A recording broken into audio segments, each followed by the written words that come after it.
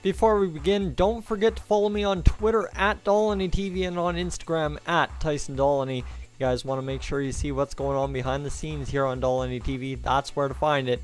Let's get going. This is Dolynny TV, guys. A big welcome back to year number 2 of our Edmonton Oilers franchise here in NHL 19. Of course, now becomes the real question, right? You caught the off-season live stream. I'm sure you have.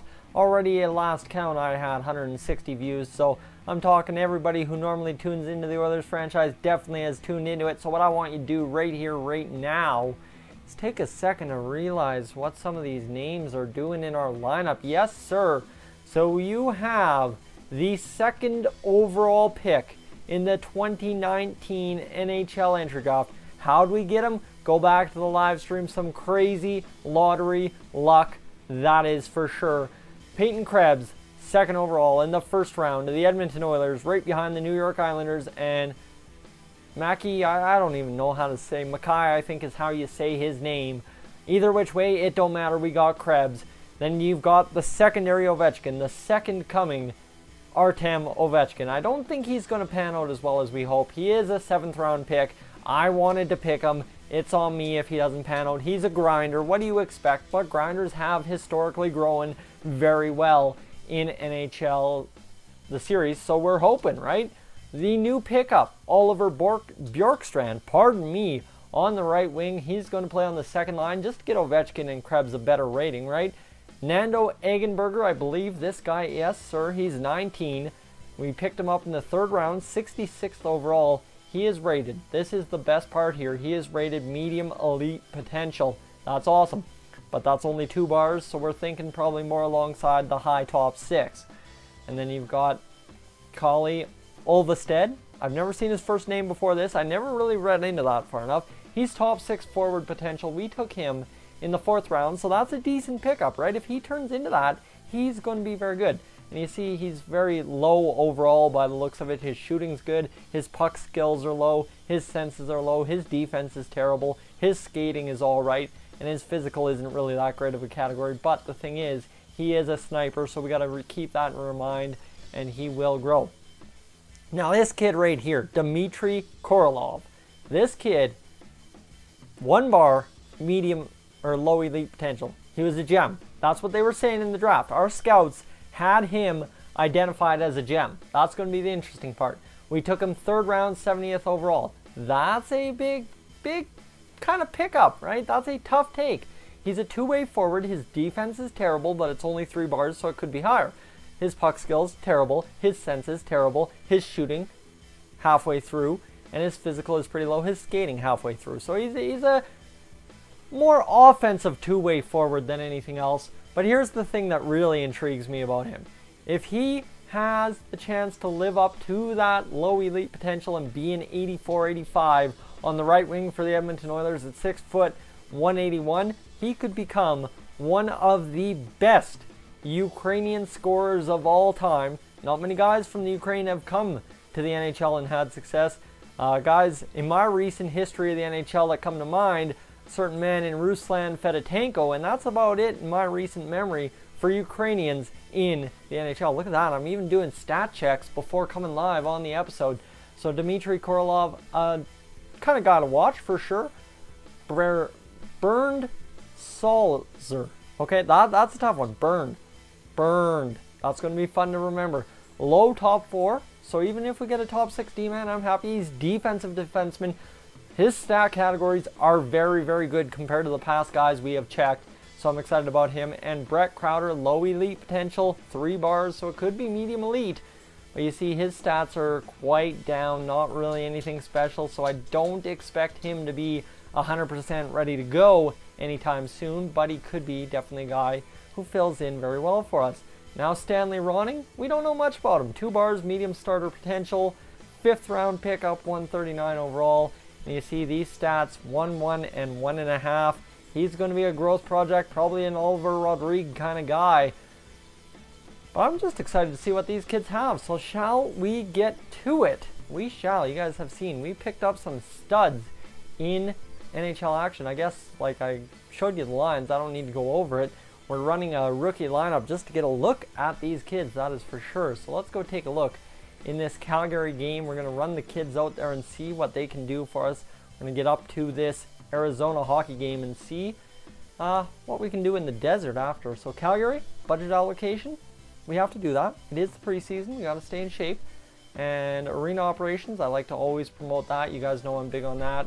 And scout salaries, we'll tap that a little bit. Scout travel, we'll tap that. And the rest to arena operations. Good to go. Allocate, save the budget. We are fine. 2-1 win against the Calgary Flames. I don't know what the hell they threw out there unless PEYTON KREBS absolutely lit it up. How about Ryan Strome? 2 assists. So the third line gets it done. Well, alright, now it's the big reveal. We kind of have some eyeballs on these kids. And how about PEYTON KREBS? Look at this. He is ready to step into the lineup. 2 bars, 80 overall. I don't worry about that. That's a very good time. 23 minutes on the ice, and look at these stats. They are beautiful for a playmaker at 18 years old. Oh my God, PEYTON KREBS. 2nd overall. You know you're not making a mistake if you find him. Artem Ovechkin, we've only got 1 bar. He's 57 overall. Dmitry Korolov, 1 bar, 42 overall. Well, that makes sense. He has an assist. He did well. He got himself an assist. We have 3 bars, top 6 forward potential. Low, so he'll probably be a bottom 6. That's unfortunate. We really hoped he would turn out, but a 3rd round bust by the looks of it. Kalle Ovestead has a goal. 3 bars, top 6 low potential, 44 overall. That sucks. But how about this? Nando Egenberger, 78 overall after 1 bar of stuff. Maybe a guy we can really look forward to seeing in the NHL at some point this season. Oliver Bjorkstrand, still only 1 bar, that's for sure. And Sulzer and Crowder, well, Crowder still living up to that low elite potential at 47 overall. That's a really tough one. He's only 18, we'll be fine with it. And Burns, Sulzer, well, top 4, low potential. I will take it, that's all right with me. So let's go find out what these kids have a little bit more. We'll go Arizona and we will go Vegas and see what these kids can do for us. I'm liking it. Now it's time for PEYTON KREBS to light it up with Connor McDavid. How big would that be in the regular season, right? 4-0 win. Obviously, I'm sure McDavid had something to do there. And we're scoring goals.